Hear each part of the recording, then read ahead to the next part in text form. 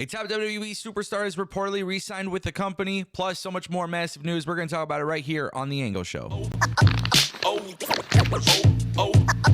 Yes. Ladies and gentlemen, don't forget we do have a giveaway at 100,000 subscribers. WWE Shop replica belt, plus so much more. Definitely click subscribe if you haven't. I want to kick things off. I want to discuss Rob Fee. Now, you guys might remember that I've talked about Rob Fee in the past because he was somebody who joined WWE initially with Bray Wyatt's character. Now, this was about Extreme Rules 2022, I believe. That's when, Bray Wyatt came back. Rob Fee came into the company.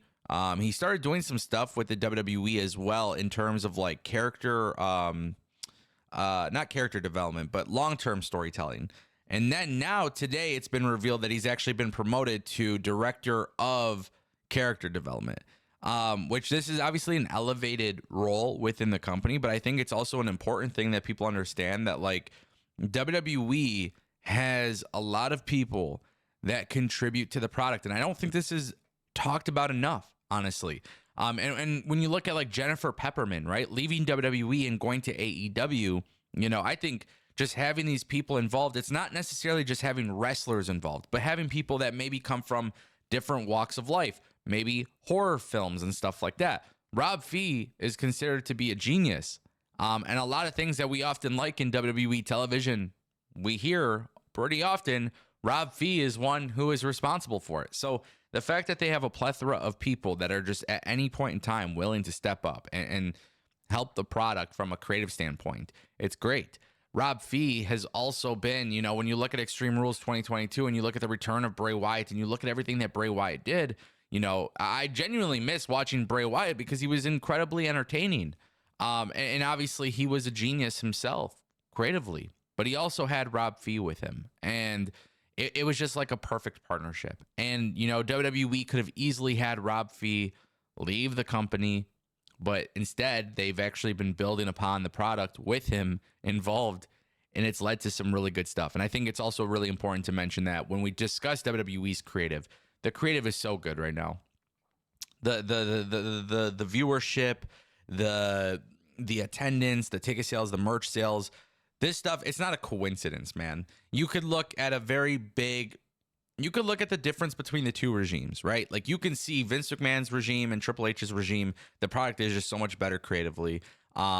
Even if a small percentage of people in the IWC want to act like that's not the case, the overwhelming majority of the audience seem to agree that the shows are hot, and that's why WWE is selling. So, very interesting stuff, but he's been promoted, and I look forward to seeing what's going to happen, especially because we got to talk about someone a little bit later in this video, and that's important.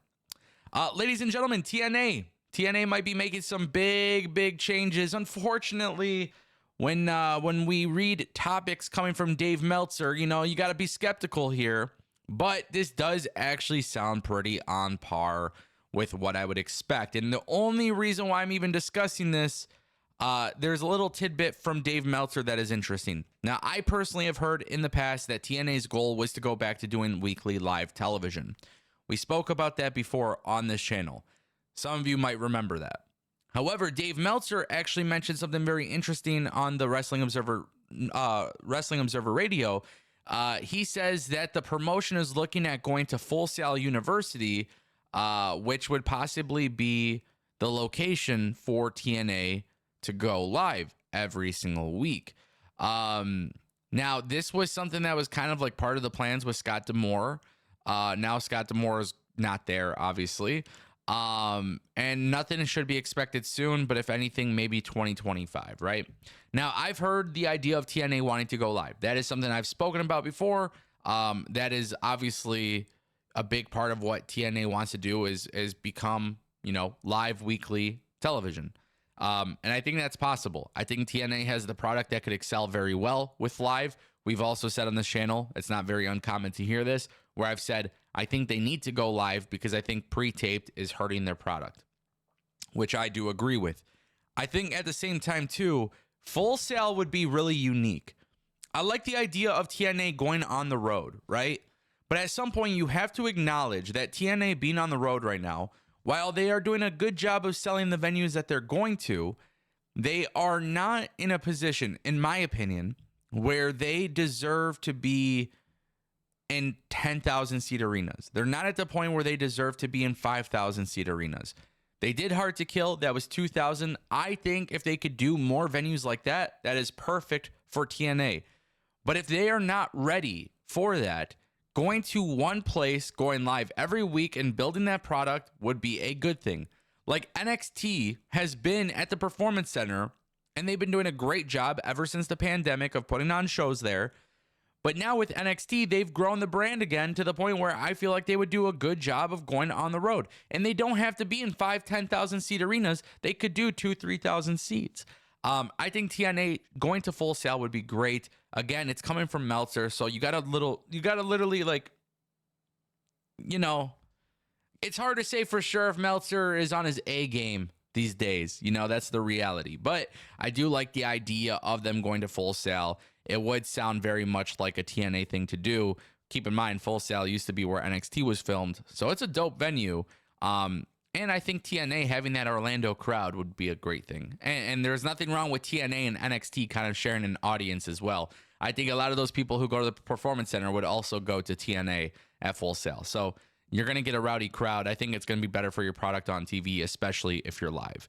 And that brings us to our final topic of today's video, guys. Drew McIntyre has reportedly re-signed with the company. I think we've all kind of expected this, but of course, there's a lot of people on the internet with the clickbait telling you that Drew McIntyre is going to AEW right now, and that just wouldn't really make sense, but obviously anything is possible.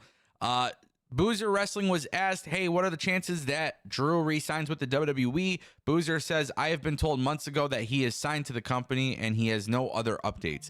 Now, Drew McIntyre being signed to the WWE makes a lot of sense. He's been absolutely killing it. He has the best character evolution I have ever seen at all. Like, honestly, the stuff that they've been doing with him, I've been talking about this on my live streams every single week.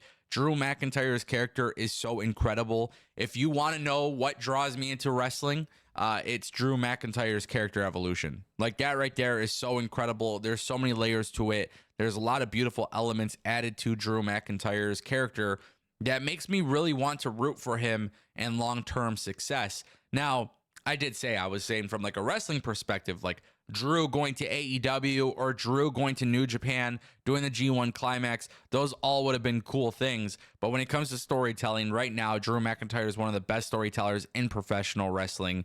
And him signing with the WWE, it just makes sense. I hope he wins the World Heavyweight Championship at WrestleMania.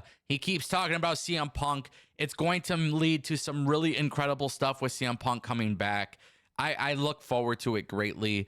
Yeah, man, this is cool. This is good. I think for now we could literally just leave this to rest. I've been saying on my live streams that WWE needs to play into the idea that Drew is walking out of the company, despite the fact that he's re-signed.